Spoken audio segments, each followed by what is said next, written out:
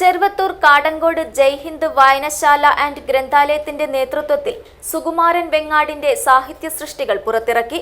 Kadangode Nellikkal Devaswom public school ഓഡിറ്റോറിയത്തിൽ നടന്ന പുസ്തക പ്രകാശന ചടങ്ങ് ലൈബ്രറി കൗൺസിൽ ജില്ലാ സെക്രട്ടറി ഡോക്ടർ പി പ്രഭാകരൻ ഉദ്ഘാടനം ചെയ്തു. ബജറ്റിനിണങ്ങിയ വിവാഹാഭരണങ്ങളുടെ വൈവിധ്യമാർന്ന കളക്ഷനുമായി റോഷി ജ്വല്ലറി. പുതുമയും പാരമ്പര്യവും ഒത്തുചേരുന്ന designs. Roshi jewellery, gold and diamonds. Bank Road and Court Road, Kasaragod. Forever shine. Sukumaran വെങ്ങാട്ടിന്റെ വീട് നോവലും ജോസ് ആന്റണി കുരീപ്പുഴയുടെ സാഹിത്യ ജീവിതത്തെ അടയാളപ്പെടുത്തുന്ന അഷ്ടമുടിയുടെ കഥാകാരൻ ലേഖനവുമാണ് പ്രകാശനം ചെയ്തത്.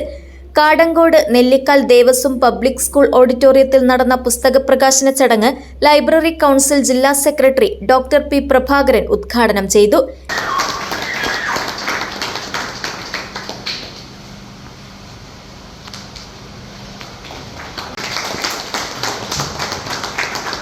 വീട് എന്ന നോവൽ ജയ്ഹിന്ദ് ഗ്രന്ഥാലയം രക്ഷാധികാരി എ നാരായണൻ മാസ്റ്റർ അധ്യക്ഷത വഹിച്ചു.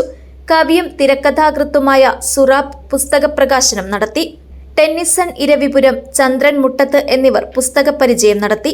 പ്രധാന അധ്യാപകനായി ചുമതലയേറ്റ സുരേന്ദ്രൻ കാടങ്കോടിനെ Hosdurg taluk library council secretary P Venugopalan ആദരിച്ചു.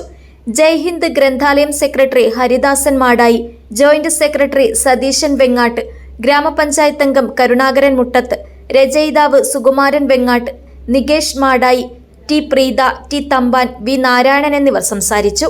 News bureau, Cheruvathur.